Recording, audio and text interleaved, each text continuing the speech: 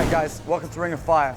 It's about to get real hot in here. If you can't take the heat, get out of the kitchen. So the concept behind the class is that as the chili level goes up, your intensity goes up. The chilies people are going to be eating today start off with jalapeno all the way up to the Carolina Reaper. The Carolina Reaper is the hottest chili in the world. There is nothing compared to that at the moment. It will blow your mind. A normal person would not be able to have a whole Carolina Reaper. I need you to read this waiver and sign it. You're about to get some real hot chilies in your mouth. Consuming chili has been found to increase ATP production, reduce fatigue, and also increase metabolism, thus increasing your exercise performance over time. We've put this leg crushing workout together. We want to see how far up our Scoville scale these guys can climb. They're going to really feel the burn.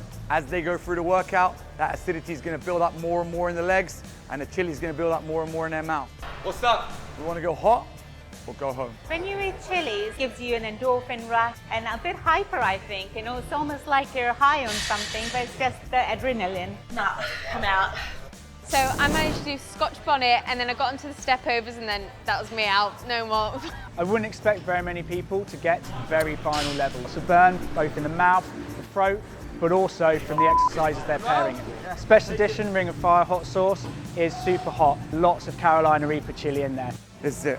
Last one. The Carolina Reaper was intense, but I'm really proud that I got to that point. I want to try again, so glad I got this.